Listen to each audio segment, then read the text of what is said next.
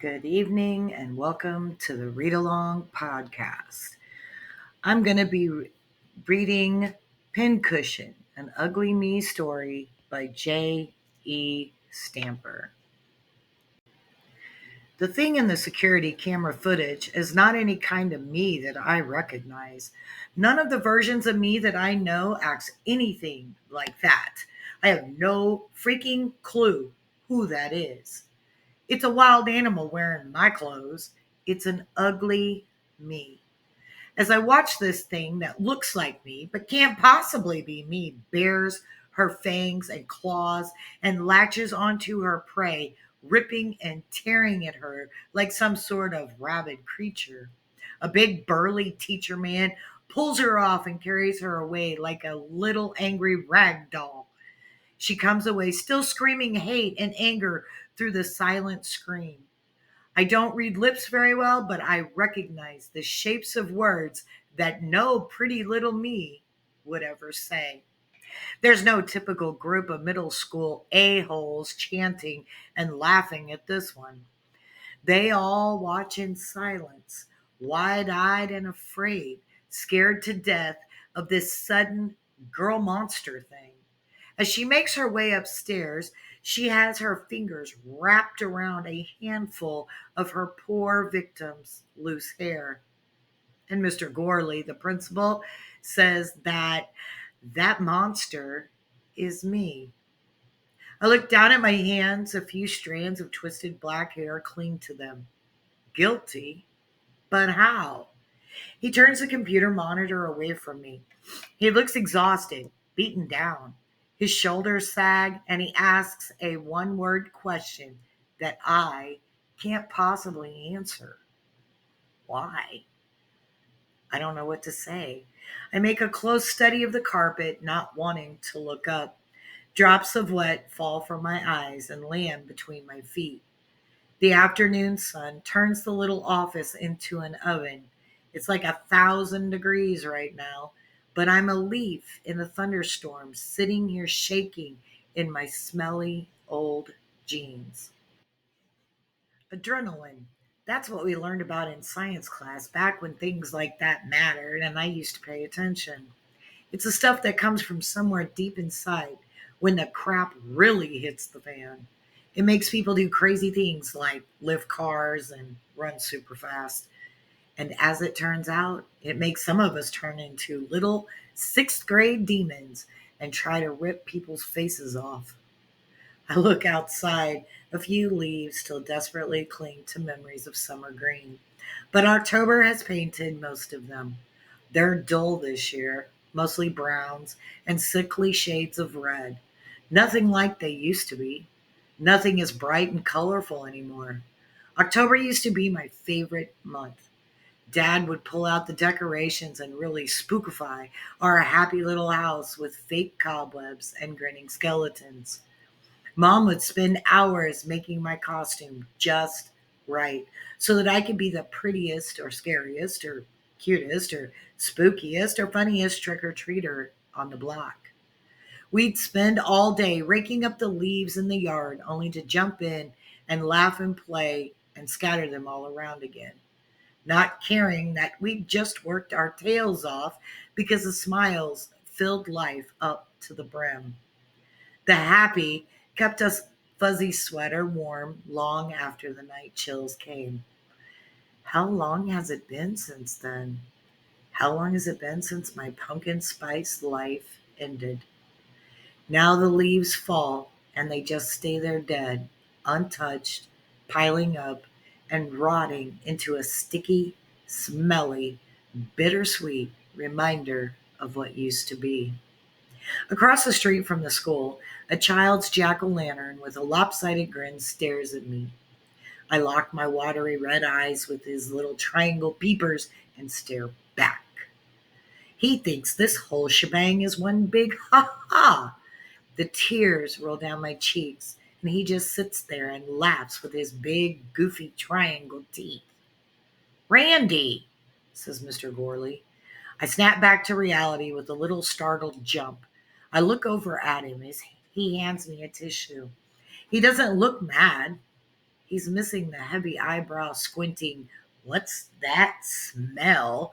kind of face that so many people get when they look at me. Instead, he just looks sad. "Please help me understand," he says. "Why would you do that? I thought we just talked about this kind of thing." He looks down and sighs. "Didn't all that mean anything to you?" I look down and give a little head shake. I swab at my eyes with the tissue. He's right. I was just here yesterday after my history teacher kicked me out of class because I screamed at this butthole who kept pelting me in the back of the head with erasers. I had tried to ignore him, but a girl like me can only take so much of that crap. I really wanted to punch that idiot in his stupid, pimply grinning face, but I unleashed a barrage of curses at him instead. Still a big no-no, especially during the middle of World War II lecture. When I plopped my butt in Mr. Gorley's office, he shut the door and let me blow. He didn't yell at me or tell me to watch my filthy mouth or anything. He just sat there and listened and nodded with this little smile on his face as if he was hearing a nice island tune on a beach somewhere instead of a raging, hormonal sixth grader spewing dirty anger words. I was really on a roll until he laughed when I referred to Eraser Kid as an asshat. That laugh cracked right through the anger and hurt, and I stopped yelling and started laughing too. When the laughter died and the stupid girly tears finally came, he asked me what it was that had made me so mad. "Seriously?" I asked, my hot anger threatening to rise up again. "Weren't you listening to all that? That stupid boy?" Yeah, I got that part about the erasers, but what was really making you so angry? There's more at play here than just a middle school doofus with a surplus of erasers on hand, right? I turned on my defense mode. He was getting too close. "Intruder! Intruder!" "No!" I half yelled and crossed my arms like a pissy little kid. I start to enter shutdown mode. I build a brick wall of anger and denial. He cocked one eyebrow and gave a little half smile. "Okay, then. Whatever you say. I didn't mean to offend you. Just thought there might be something else going on behind the scenes with a reaction like that." How did he know? I never told anyone anything. I just kept my mouth shut like a good little girl and tried to deal on my own. I figured if I held on long enough, things would find some way to work out, and I'd get to live a normal, non-crappy life again. And if not, then I'd just go all numb inside and stop feeling altogether. I never did tell Mr. Gorley about Dad being sent off, or about Mom being wasted all the time, or about being a dirt poor loser, or about any of the other million little crappy things in my life right now. I didn't tell him, but he somehow knew that things weren't exactly all smiles and giggles in my mess of a life. He knew he'd hit a raw spot, but he didn't keep poking. And instead of yelling at me like most authority figures seem to do, he simply explained that no matter how mad I got for whatever reason, I was still responsible for what I decided I would say and do.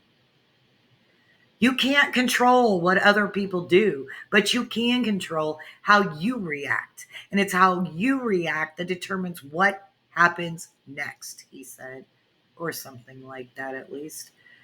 And though it totally makes sense, controlling my reactions to the constant barrage of petty bullcrap is easier said than done for me. It's a lot harder to handle the stupid kid stuff when I've got to worry about whether or not I'm eating again tonight, or which freaky, probably criminal weirdo is going to be hanging out at my house when I get home. But whatever. I guess it is what it is. I'm not going to be some person's "bless her little heart" charity case, so keep my trap zipped and locked and shut the hurt and secrets up inside. But Those little secrets and lies and hurts are getting a bit too crowded in there. I feel like I'm constantly simmering, threatening to boil over and spew scalding hot hate on whoever's too close. Maybe I need a warning label. Caution! Screwed up psycho loser with an anger problem. Keep back 500 feet. Or maybe I should just tell him. I missed my first chance. Maybe now's the time. I'm not doing so hot at handling this myself. Maybe I should go with an outside hire. Randy? He asked again. I zoomed back to reality. I must have been totally spaced out because he has his head cocked and his eyebrow up, looking at me with a total WTF face. Don't you have anything to say? My heart starts to hammer against my rib cage. Come on, Randy, tell him. Open your stupid mouth. Spill it. Maybe he can help. I managed to spit out. Idiot! Another part of me says. This one sounds ugly, scary. Keep your mouth shut. You don't need anyone's help. Things will only get worse if you let anyone in. I take a deep breath. My ticker feels like it's about to explode. The scary, ugly voice wins out. She kept talking crap about me, I said. Mr. Gorley gives a big sigh. Seriously? He asked. That's it? You did all that for talking crap? He shakes his head and sighs again. I don't tell him what she said. Doesn't matter. It won't help. Help me anyway. I already feel stupid enough, and giving the nitty gritty will only make me feel like more of a sensitive, short tempered loser face. But it echoes in the space behind my eyes, all sharp and hot, bouncing around and hurting, hurting, hurting. She'd seen me and Mom walking to the store. She said my mom looked like a crack whore. She said this in front of her friends, and they laughed. She said we were garbage people. They laughed again. She told me I needed to crawl back into the dumpster I came from. Then that ugly version of me exploded and took over the world. They stopped laughing. I know what's coming. I'm about to hear the old sticks and stones lecture again. I've heard it like 1,000,000,000 times in my life, and I can tell you one thing for sure: it's a huge stinking lie. Like one of the biggest whoppers in history of the universe. And I'm right. That's what I get from him. He wants me to ignore the ugly and keep my head high. He wants me to not worry so much about what other people say. He's a nice guy, but I don't think he has a freaking clue what he's asking of me. Words hurt like a mother. I'd take the sticks and stones and bruises any day. Those hurts fade fast, but words are like little pinpricks that take forever to heal. They sting day after day.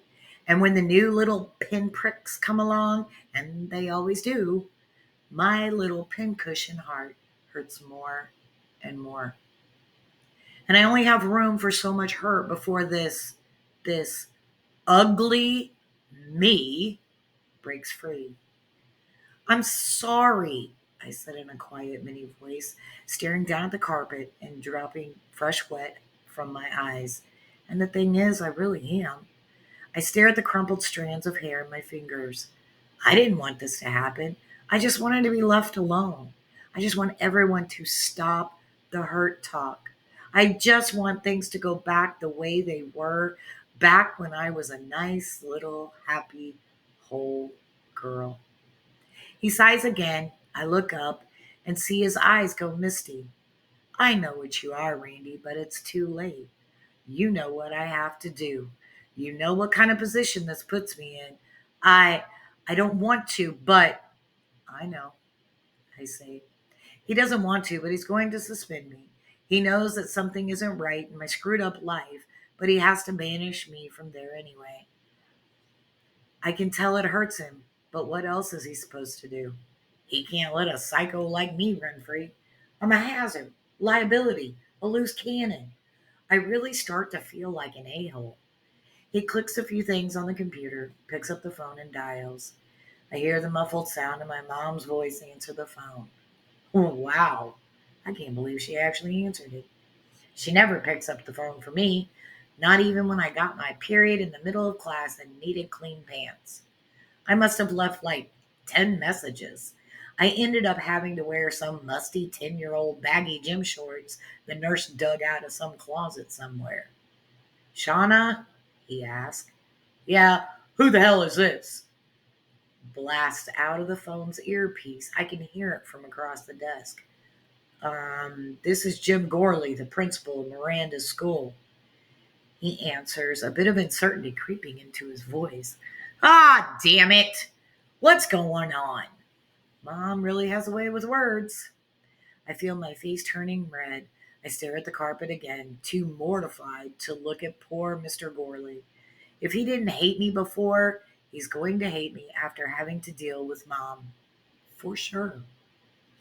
He explains the situation and delivers the sentence while I listen, hoping for a rogue bolt of lightning to sizzle me and end my misery. I'm out for 3 days. With the weekend, that's 5 days. I'll be away from school. That's not good. My heart starts to buzz again as cold panic sets in. One burning question worms its way into my mind and chases away everything else. What am I going to eat? Mr. Gorley is still on the phone with my mom. His voice shrinks into a dull buzz as my brain enters full on freak out mode. What does 5 days times a nearly empty cupboard divided by zero money plus no school food equal? I'm crap at math, but that's an easy one to figure out. One miserable, starving me. What the hell am I going to do? A voice breaks through the dark fear thoughts. Did you hear me, Randy? Oh, no, sorry. I said you can come back to school on Wednesday. Your mom is headed up here to pick you up, he says. Okay. I say, my voice all panicky flat. I can't bear to meet his gaze, so I kind of look all around him. I just now notice this orange he has on his desk. It's a leftover from the cafeteria. The lunch ladies cut little slits in them and seal them up in these little baggies. I guess they don't trust a bunch of middle school nutcases with sharp instruments. Good call. The orange is just sitting there, sweating and simmering in its own juices in the heat of the office. Kids throw these things away by the truckload because they aren't loaded with sugar and fat. I usually try to snag a couple on the lowdown, but the cafeteria was too crowded today, and I didn't want to risk exposing myself as some sort of broke loser freegan. Stupid, stupid, stupid. Don't you have anything to say? Mr. Gorley asked. Yeah, are you going to eat that orange? As soon as the words leave my mouth, I gasp and I cover my mouth with my hands. Did I really just say that? Seriously? It catches him totally off guard. He kind of cocks his head and gives me a funny look. He doesn't say anything, but he slides the orange across the desk to me. It leaves a little sticky snail trail behind it. I grab it, stuff it into my backpack without looking at him. Uh, I'll be right back, he says. The chair squeaks as he stands up. When he walks past me, I see him wipe at the corner of his eye. After he leaves, I sit there mentally kicking myself in the stupid face. I feel like such a total loser idiot right now. I consider just getting up and running out of the building. I'm sure if I sprint like a crazy person, I probably make it out the front door before they realize what's happening. But if I do that, I'll probably get suspended for even longer. I really don't know what I'd do if that happened. For lack of any better options, I decide to sit tight and wallow in my misery. A few minutes later, I hear a knock on the office door. I lean over and look through the glass. My heart skips a beat and my eyes fill with tears all over again. Mr. Gorley is there, his arms full of food. He elbows the door again. I open it for him. I don't know exactly what he did, but he must have raided every office and classroom on this floor. When he comes in, he turns around and kicks the door closed behind him. Then, with a grunt, he drops the contents of his arms onto his desk. Paper scatter as granola bars, little boxes of raisins, a couple of half empty jars of peanut butter, a box of Cheez Its, and a bunch of other stuff cover the desk. I can't believe my misty eyes. Here, he said, a little out of breath, put all this in your bag. I try to protest, but don't argue.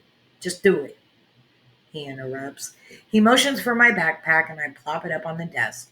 Without saying anything, I unzip it.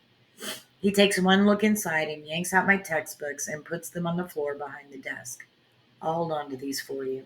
You won't be able to fit everything in there with them.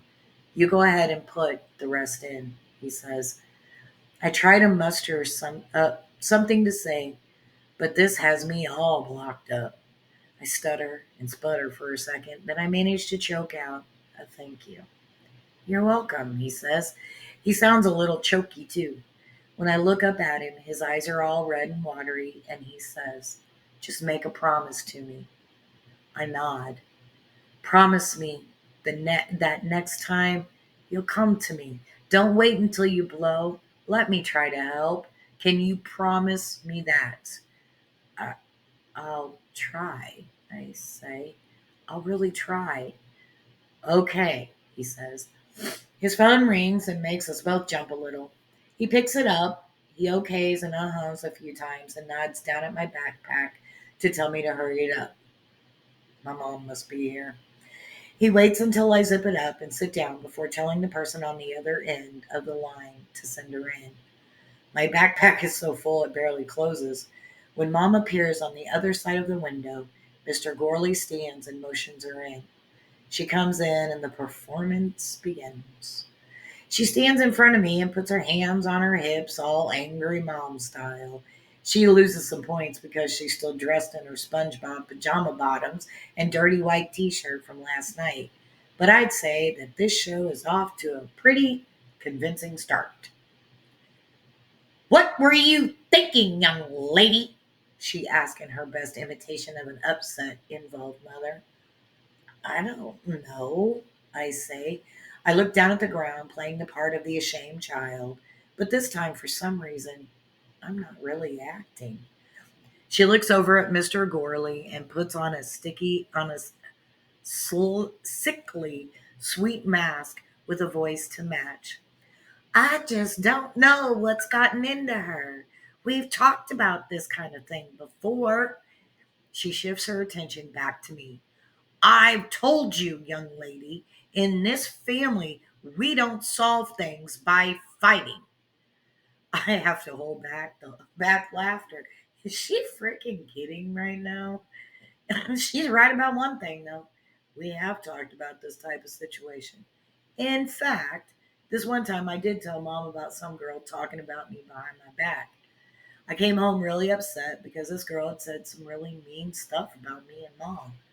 I told mom because I guess I was hoping for some kind of comfort or anything that resembled a semi normal mother daughter relationship.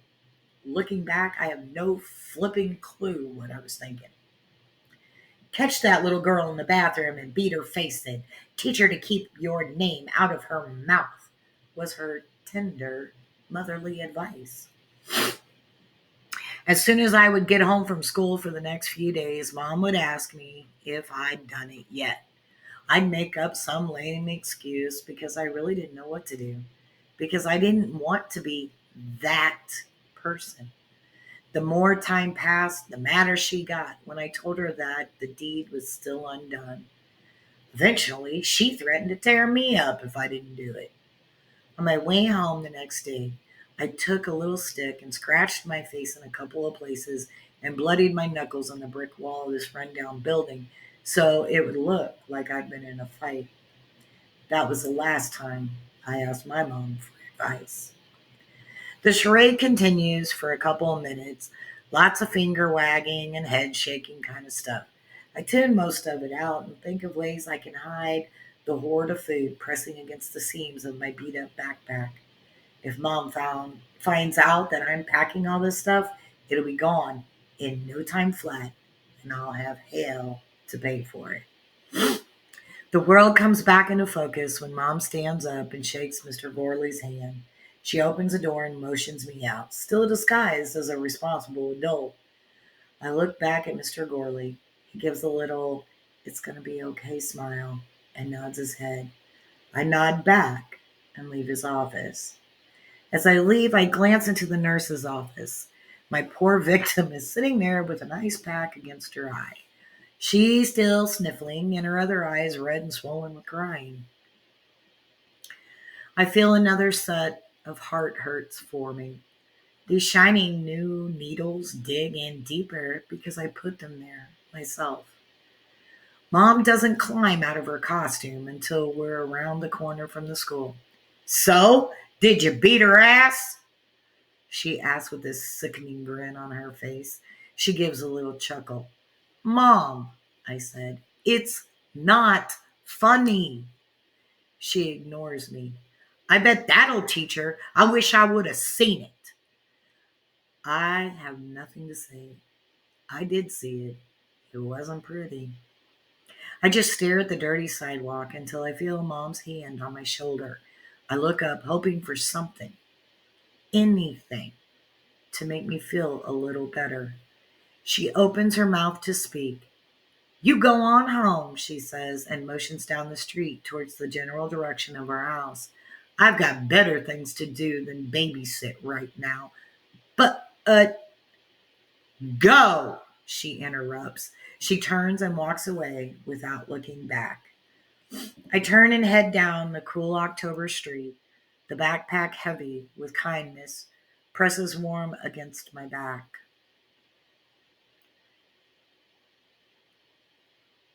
The rest of this story continues in a book called Ugly Me, where it's Randy's first day of seventh grade, and she's ready to make some changes and make this year the best year of her life. She has plans, and none of them involve running her life before she even makes it to high school. But things haven't gotten any better at home, and she still has to contend with all the hurtful words, pointed whispers, and ugly looks from kids and adults alike. Will she be able to keep her ugly me from breaking out again? She'd better make it work, because if it doesn't, she may not get another chance at happiness. The end.